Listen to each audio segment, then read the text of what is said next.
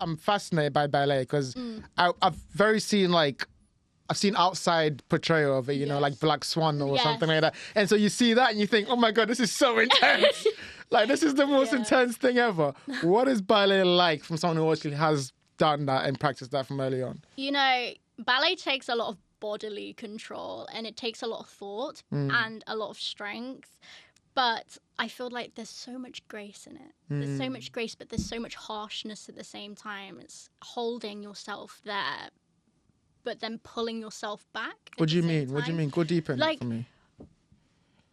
Like, you can't be so stiff that you can't do anything, but you still need to hold yourself up. But you need to have that grace to, like, follow through all the moves. It's like finding that balance of strength and softness. And how do you get yourself there? How much training and... Oh, my God. Because I'm guessing the body doesn't naturally... No, the body does not naturally do that unless you're very gifted and you have a gift for it, you know, which a lot of dancers do. But I wasn't...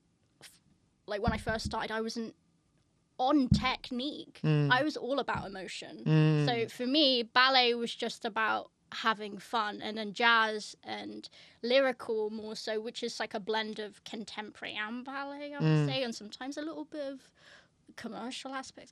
Like, I was more fond of that, which had less technique. But for ballet, I think I think I have good technique now. I think I have pretty strong technique.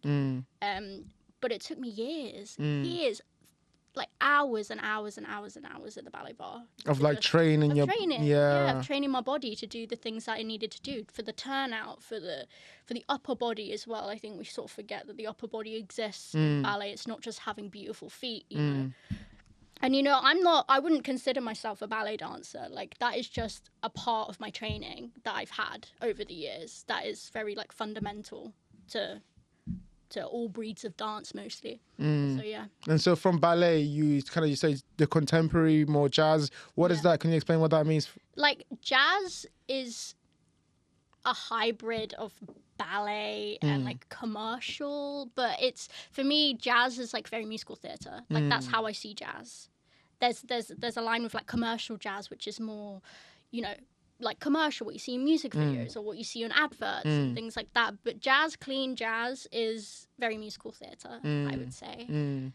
What does that come with? Is that more like discipline, more technique than you would find in normal? Yeah, you'd find a lot more discipline and technique in jazz, the same as ballet. You know, it sort of follows the same lines as well. Like, you have a jazz first, which is like your feet are together, and a ballet first is this. So it's all sort of comes in the same circles, you know? What do most people misunderstand about, like, what it takes to do what you do? Like, what it takes to do ballet and jazz and all these different types of dances? Because I often think, right, like, from my outside perspective, I think it's the technique, is the like remembering what you have to do in every second of it, like the kind of the choreography that you have to do, and like remember, and like I don't know if this is the same for every type of dancing, but from what I've seen for example, ballet, it is a lot of just like, you know, putting your body in one form and changing another form, and then keep doing that and keep remembering that. And like the little mistakes that you make will be noticed by you or the person It's true. You know, it really depends sort of if you're doing it recreationally, like say if you're just doing it for fun, you know, that is up to you what you decide, how you want to go further, or you want to improve, or you just want to chill. You know, I think that's an aspect of it. But I think what a lot of people misunderstand is that you don't just become great overnight, and you don't just become great when you book your first job or you're at the end of your career. You know, you're constantly a student. You know, there's no such thing as perfect, but there is, you know, discipline and, you know, being consistent. Because you're not always going to get it perfect, but you can be consistent. And that's something that I think can be misunderstood. I think I relate to that because, you know, like when I was a kid, I did football. Yeah. And football is kind of how I can kind of conceptualize what you're saying, where you don't get good from the beginning. You just have to keep doing it consistently in technique and failing and doing it different levels of, like, you know, competition. And then like that aspect of it is also something that as a young kid, I think shaped who I am. Yeah. Can you talk to me a little bit about how competition and training for like days where everything is high pressure, how that's kind of shaped your kind of understanding of self? Yeah, like I said, I started competitively training at the age of 14. And for me, it was always about, like, when I was young, wanting to be the best. That's all I wanted. All I wanted was to be so good that I'd get first, or I was Undeniable. in everything. Yeah. Undeniably great. And I know I'd worked from the bottom up to get there. It gave me a lot of discipline, but it gave me a lot of intense emotions. I think because of my undiagnosed ADHD, and I think my home life as well, I felt like my entire life was just seeping through dance and seeping through like the seams of what I was trying to create in dance, and it was just like leaking out of me, like all these difficult emotions. And it's just like, oh, I can sew it up by trying to be perfect, and it's just not, it wasn't happening, you know?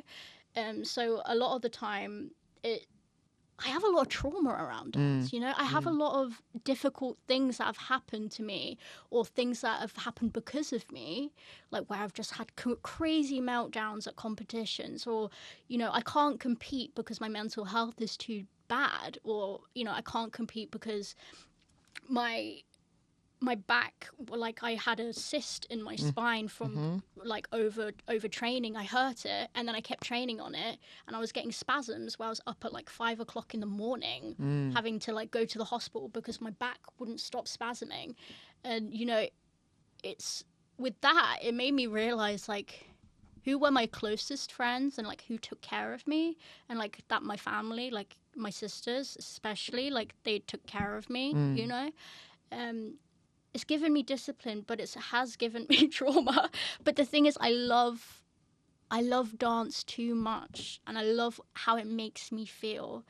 And it's more just shaping my perspective. It shaped my perspective. It's made me realize that that when I have to take a break, I have to take a break. Otherwise, I'm just going to end up like almost like killing myself over a career. And like, who wants that? No one. I completely agree. No one wants that. I completely, and I see that too. I see a lot of the people I know, because a lot of people I know are kind of the same, where they over high achievers, and they used to being very good at something very young.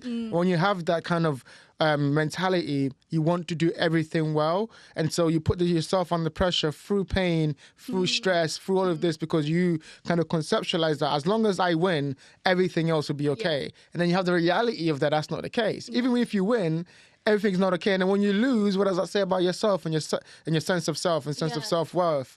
And I think like a lot of us are coming to this age where we're starting to realize that and go, okay, wait, I have to change my relationship to this thing.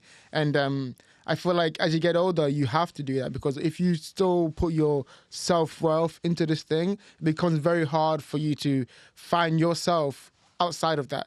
You know, you become dancing. And for me, I became football. And so if I'm not doing football, like, who am I? Yeah. But like, you know, I feel like that gives you opportunity to do other things, because we're not just one. We're not just one. How many hours were you doing football? Like, so I was playing football so like I'll do football at school. Yeah. So like, you know, we had like this thing called academy. So like the people there that were very good were taken out of class to go do training.